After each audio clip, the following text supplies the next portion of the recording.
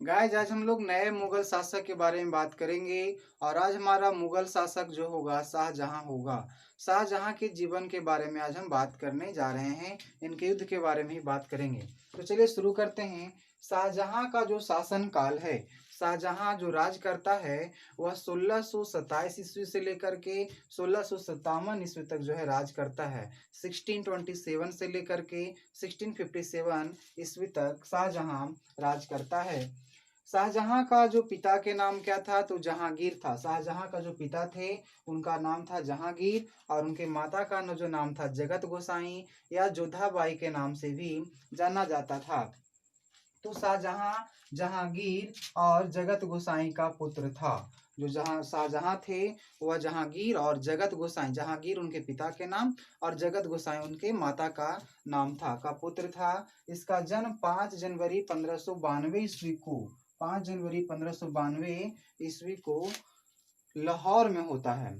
5 जनवरी 1592 ईस्वी को शाहजहां का जन्म होता है लाहौर में। शाहजहां के बचपन का जो नाम था खुर्रम था। शाहजहां का बचपन का जो नाम था वह खुर्रम था। खुर्रम के नाम से शाहजहां बचपन में जाना जाते थे।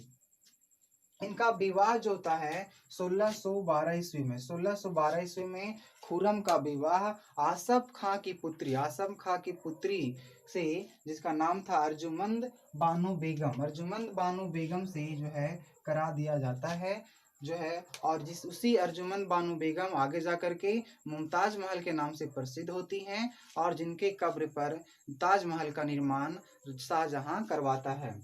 उस अर्जुमंद बानो बेगम को जो शाहजहां थे मलिका ए जामानी का उपाधि दिए थे। याद रखिएगा कि जो मुमताज महल को कौन सा उपाधि शाहजहां ने दिए थे, या अर्जुमन बानो बेगम को कौन सा उपाधि दिया गया था, तो मलिका ए जामानी का उपाधि दिया गया था। किसके द्वारा? शाहजहां के द्वारा दिया गया था। होता क्या है कि 7 जून 1631 ईस्वी में, 7 जून 1631 ईस्वी में क्या होता है कि प्रसव पीड़ा के कारण क्या होता है कि इनका मृत्यु हो जाता है। मतलब जो अर्जुमंद बानो बेगम थी उनका मृत्यु 7 जून 1631 ईस्वी को प्रसव पीड़ा के कारण हो जाता है। प्रसव पीड़ा के कारण की मृत्यु हो जाता है। और इसी के कब्र पर ताजमहल का निर्माण भी किया जाता है। तो ये बहुत इम्पोर्टेंट बात है कि जो मुमताज महल थी, या उनका जो मेन नाम था वो क्या नाम था, अर्जुमंद बानो बेगम, उनकी मृत्यु कैसे होता है, तो प्रसव पीड़ा के कारण हो जाता है। और कब होता है, तो 7 जून 1631 ईस्वी के में हो जाता है।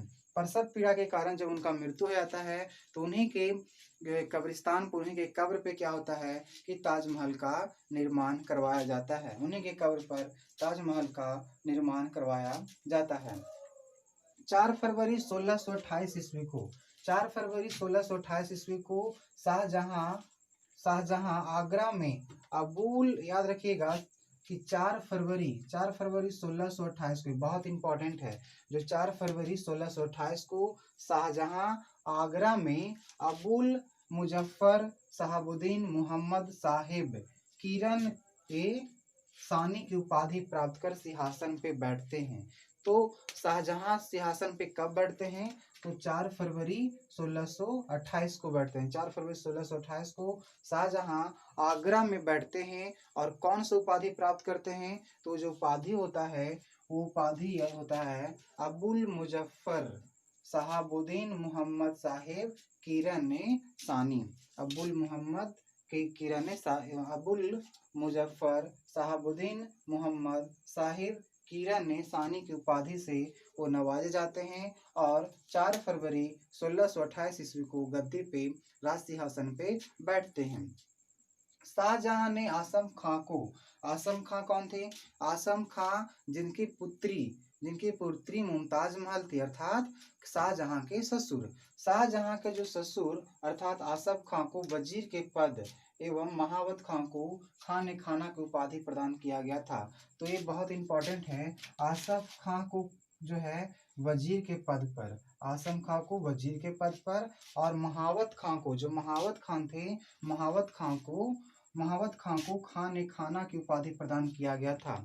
मतलब जो उनके ससुर थे, शाहजहां का जो ससुर था वो वजीर के पद पर थे, और वजीर के पद पर, और महावत खां को जो है खान ए खाना की उपाधि प्रदान किया गया था।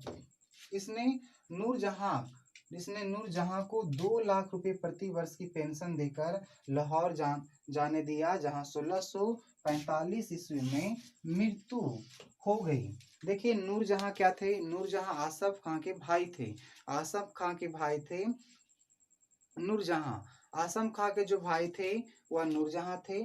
मतलब कि यूं कहिए कि आसफ खां के भाई अर्थात कि शाहजहां के ससुर के भाई, मतलब ससुर चचेरे ससुर थे। तो जो नूरजहां था, नूरजहां को 2 लाख रुपए प्रति वर्ष की पेंशन पर 2 लाख रुपए प्रति वर्ष की पेंशन पर बोल दिया गया कि आप लाहौर चले जाइए, और वहीं वहीं नूरजहां की मृत्यु हो जाता है। आसफ खां का भाई जो आसफ खां जो होता है, आसफ खां का नूरजहां जो था वो आसफ खां का भाई था, जिसकी पुत्री मुमताज महल हुई। उन्हीं के कहने पर शाहजहां ने कह दिया कि आप लाहौर चले जाइए, और लाहौर जाने के बाद 1645 ईस्वी में वहां नूरजहां का हत्या हो जाता है, नूरजहां का मृत्यु हो जाता है। शाहजहां ने अपनी बेगम मुमताज महल के कब्र पर ताजमहल का निर्माण करवाया। मैंने अभी आपसे बात किया कि वह अपने पत्नी के याद में कब्र पे ही ताजमहल का निर्माण करवाया था शाहजहां ने। तो शाहजहां ने अपनी बेगम मुमताज महल के कब्र के ऊपर ताजमहल का निर्माण करवाया। उस्ताद ईसा ने ताजमहल का रूपरेखा तैयार किया था। बहुत इंपॉर्टेंट क्वेश्चन है। ताजमहल का रूपरेखा किसने तैयार किया था? तो उस्ताद ईसा जो थे, उस्ताद ईसा ने ताजमहल का रूपरेखा तैयार किया था। और उस्ताद अहमद लाहौरी मुख्य स्थापत्य कलाकार था। मतलब जो मूल कलाकार थे, जो मेन कलाकार थे, वह कौन थे? उस्ताद अहमद लाहौरी इनका मुख्य स्थापत्य कलाकार थे। लेकिन जो डिजाइन तैयार करने वाला था वह था उस्ताद ईसा था। मयूर सिंहासन का निर्माण शाहजहां ने करवाया था। जो मयूर सिंहासन का जो मूलों में निर्माण करवाया गया, तो मयूर सिंहासन का निर्माण करवाया गया वह शाहजहां के द्वारा करवाया गया था। और इसका मूल कलाकार, जो मयूर सिंहासन को बनाने वाला था, जो कलाकार था, उनका नाम था बेबादल खां। बेबादल खां ने क्या किया था? मयूर सिंहासन का निर्माण किया था। बेबादल खां जो है वह मयूर सिंहासन का निर्माण किया था। बादशाह के सिंहासन के पीछे पितरादुरा के जड़ाऊ काम की श्रृंखला बनाई गई थी, जिसमें पौराणिक यूनानी देवता आफिरियस को बीना बजाते हुए चित्रित किया गया था। देखिए क्या था कि जो डिजाइन किए गए थे, जो मयूर सिंहासन का डिजाइन था, उसके पीछे एक चित्र बनाया गया था, जिसमें एक पौराणिक यूनानी देवता को बीना बजाते हुए दिखाया गया है। उस पौराणिक यूनानी देवता का नाम है आफिरस को जो है पुराने यूनानी देवता थे, उन्हीं को चित्र बनाते हुए दिखाया गया है। मयूर सिंहासन के पीछे दिखाया गया था, जिसको पितरादुरा के नाम से जाना जाता है। तख्ते ताउस रत्नों से जुड़ा हुआ था। जिस सिंहासन पे शाहजहां बैठता था वह ताउत क्या था? वो जो तख्त जो था वह पूरा जो है सोने का बना हुआ था। तख्ते ताऊ रत्नों से जुड़ा हुआ था। सोने का सिंहासन था, यह सोने का सिंहासन था जिस पर शाहजहां बैठता था। इसी तख्त में कोहनूर हीरा जुड़ा हुआ था। यही जो तख्त था, इसी तख्त में क्या था कि कोहनूर हीरा भी जुड़ा हुआ था। कोहनूर हीरा इसी मयूर सिंहासन में जोड़ा गया था। शाहजहां के काल को स्थापत्य कला का स्वर्ण युग बताया गया है। जो शाहजहां का काल है, उसके काल को स्थापत्य कला का स्वर्ण युग कहा जाता है, कि यह स्थापत्य कला का स्वर्ण युग है। क्यों किया गया? क्योंकि इसके समय में बहुत सारे जो है इम्पोर्टेंट बिल्डिंग बनवाए गए। जैसे में उनका कुछ एग्जाम्पल आपको बताते हैं। जैसे इसके द्वारा दिल्ली का लाल किला दिल्ली का लाल किला बनवाया गया था इसी के द्वारा, शाहजहां के द्वारा। दीवाने आम और दीवाने खास, एक्चुअली देखिए दिल्ली के लाल किला में ही दीवाने आम और दीवाने खास दोनों किले लाल किला में ही बनाया गया था। और ये किला क्यों बनवाया गया था दिल्ली के लाल किला? तो क्या था कि जो शाहजहां थे उसने शाहजहांबाद का निर्माण किया था। दिल्ली के निकट एक नगर बसाया था जिनका नाम था शाहजहांबाद का निर्माण किया था। और वहीं वहीं जो क्या क्या कि आगरा से अपनी राजधानी दिल्ली को बना दिया, स्थानांतरित कर दिया, जिसको आज हम लोग पुरानी दिल्ली के भी नाम से जानते हैं, पुरानी दिल्ली के नाम से जानते हैं। और उसी की सुरक्षा के लिए उसी की शाह जो नगर बनाया था उस नगर के सुरक्षा के लिए इसने दुर्ग बनाए थे, चारों तरफ दुर्ग बनाया था, जिसको दुर्ग यहाँ पे लिखा गया है। शाहजहां ने दिल्ली के निकट शाहजहांबाद नगर का निर्माण किया तथा राजधानी आगरा से दिल्ली स्थानांतरित कर दिया। इसमें सुरक्षा दुर्ग का निर्माण करवाया गया, जिसे लाल किला था, जिसे किला या किला ए मुबारक के नाम से जाना जाता है। वो जो दुर्ग बनाया था जिसको लाल किला या किला ए मुबारक के भी नाम से जानते हैं। तो शाहजहां ने दिल्ली का लाल किला, उसी प्रकार से दीवाने खास, दीवाने आम, फिर दिल्ली का जामा मस्जिद, जो दिल्ली का जो जामा मस्जिद है वह, आगरा का जो मोती मस्जिद है, ताजमहल और लाहौर किला स्थित शीशा महल आदि का निर्माण करवाया गया था शाहजहां के द्वारा। शाहजहां ने इन सभी चीजों का निर्माण किया था। देखिए अब आगे देखिए क्या होता है। कहता है शाहजहां ने 1632 ईस्वी में अहमदनगर को मुगल साम्राज्य में मिला लिया।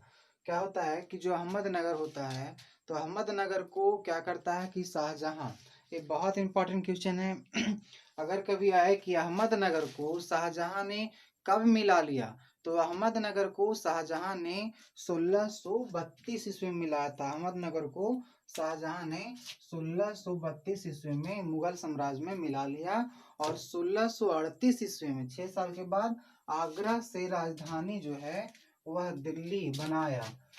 आगरा से राजधानी जो है दिल्ली बना लेता है और यमुना के दाहिनी तट पर, ही मैंने बताया था कि यमुना के दाहिनी तट पर वह एक नगर का निर्माण करता है जिसका नाम है शाहजहांबाद का जो है नींव डालता है। 1632 में क्या होता है कि इसने अहमदनगर पर अपना अधिकार कर लेता है और अहमदनगर पर जब अधिकार हो जाता है तो उसके बाद 1638 ईस्वी में अपना जो राजधानी चेंज कर लेता है। पहले इसका राजधानी तो आगरा था, उसके बाद जो है यह दिल्ली बना था 1638 ईस्वी में, जिसको आज हम लोग पुरानी दिल्ली के नाम से जानते हैं। आगरा की जामा मस्जिद का निर्माण शाहजहां की पुत्री जहां आरा ने करवाई थी। याद रखिएगा दिल्ली का जो जामा मस्जिद है उसका निर्माण शाहजहां ने करवाया था, लेकिन आगरा का जो जामा मस्जिद है, आगरा का जो जामा मस्जिद है उसका निर्माण शाहजहां की पुत्री जहां आरा ने करवाई थी। जहां आरा उनके पुत्री का नाम था जहां आरा। शाहजहां के दरबार में बहुत सारे कवि रहा भी करते थे, बहुत सारे कवि रहते थे, जिनमें कुछ महत्वपूर्ण कवि हैं। कहता है शाहजहां के दरबार में वंशीधर मिश्र तथा हरि नारायण मिश्र नाम के 2 संस्कृत के कवि रहते थे। उनके दरबार में संस्कृत के 2 कवि थे, जिनमें एक का नाम था वंशीधर मिश्र, दूसरा था हरि नारायण मिश्र। ये दोनों संस्कृत के कवि थे। शाहजहां ने एक संगीतक थे जिनका नाम था लाल खां को गुण समंदर तथा जगन्नाथ क्या थे, हिंदी के कवि थे, उनको महाकवि राय की उपाधि से सम्मानित किया था। जो शाहजहां थे उसने जगन्नाथ को महाकवि राय की उपाधि से क्या करते हैं कि सम्मानित करते हैं। किनको? जगन्नाथ को, जो हिंदी के कवि थे, महाकवि राय की संधि से इज्जत जो है उनको देते हैं, उनकी उपाधि जो है देते हैं। शाहजहां के 4 पुत्र थे। वह कौन कौन थे? देखिए दारा शिको, शाह शुजा, औरंगजेब और मुराद। मुराद थे। शाहजहां के 4 पुत्र हुए। पहला का नाम दारा शिको, दूसरा का नाम शाह शुजा, तीसरा का नाम औरंगजेब और चौथा का नाम मुराद था। दारा शिको जो थे एक विद्वान व्यक्ति थे।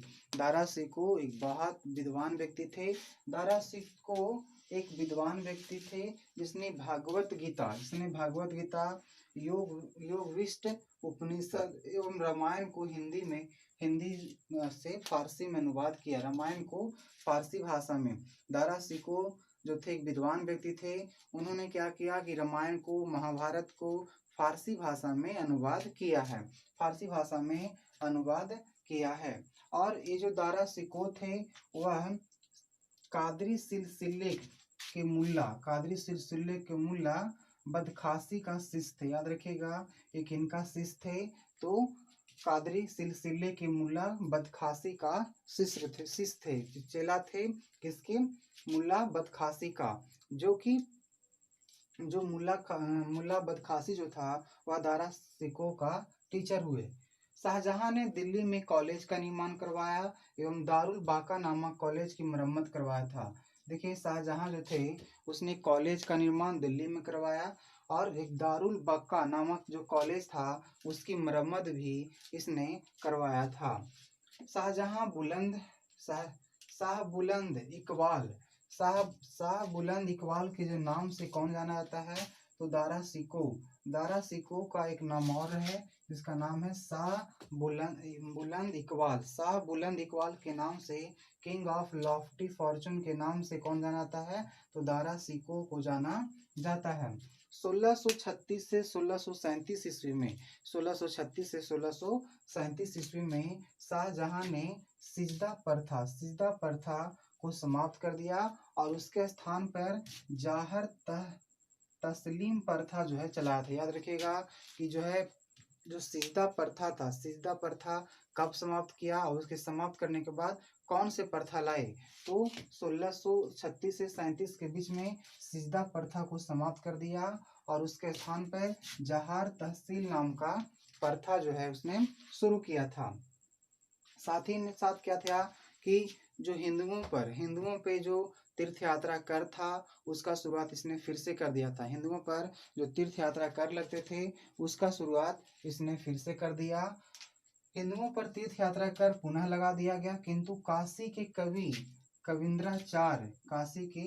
कविंद्राचार्य के प्रार्थना पर काशी से हटा दिया गया। सगर लगाया था पर काशी में यह नहीं लगाया था क्योंकि कविंद्राचार्य के प्रार्थना पे रिक्वेस्ट पर वहां से हटा दिए गए थे। खंभात के नागरिकों की प्रार्थना पर गोवध को निषेध कर दिया गया था। खंभात के नागरिकों ने प्रार्थना किया तब गौ की जो हत्या था उस पर निषेध कर दिया गया। गौ की हत्या करना बंद हो गया और अहमदाबाद के चिंतामणि मंदिर का जीर्णोद्धार करवाया था। चिंतामणि मंदिर एक जो अहमदाबाद में एक चिंतामणि मंदिर है जिसका जीर्णोद्धार फिर से जो है मतलब कि खंडर हो चुका था, टूट फूट चुका था, तो इसको फिर से बनाने में इसने कुछ पैसे दिए थे। 1634 ईस्वी में शाहजहां ने आदेश दिया कि यदि कोई हिंदू इस्लाम स्वीकार करता है तो उसकी पैतृक संपत्ति में हिस्सा मिल जाएगा। देखिए हुआ कि जो था कि कुछ मुगल पीरियड के राजा ऐसे हुए, मुगल पीरियड में कुछ ऐसे राजा हुआ जिसने धर्म को जबरदस्ती चेंज करवाया। लेकिन इसने कहा कि अगर कोई धर्म चेंज करता है, अगर कोई अपना धर्म चेंज कर देता है, जैसे अगर हिंदू है और वो मुस्लिम बन जाता है तो उसके पैतृक संपत्ति में उसे हिस्सा मिलेगा। जो पैतृक संपत्ति में उसको हिस्सा मिलेगा। और यह फैसला 1634 ईस्वी में आया। इसने ये भी फैसला किया कि अब कोई भी मुस्लिम लड़की जो है वह हिंदू पुरुष से विवाह नहीं करेगा। ये भी फैसला इसी में किया था। इसके अतिरिक्त उसने मुस्लिम लड़कियों के हिंदू पुरुषों से विवाह करने पर जो है प्रतिबंध लगा दिया गया। तो इस तरह से गाइस हम लोग शाहजहां के प्रारंभिक जीवन के बारे में बात किए। अब हम लोग बात करेंगे शाहजहां के द्वारा लड़े गए युद्ध। उसने क्या क्या जो है युद्ध लड़े, कौन कौन से युद्ध लड़े, साथ ही में उसने कौन कौन सी नीति बनाया। और होता यह है कि शाहजहां का जब मृत्यु हो जाता है तो उनके चारों बेटे के बीच में लड़ाई होने लगता है। तो हम लोग उसके बारे में भी बात करेंगे। देखिए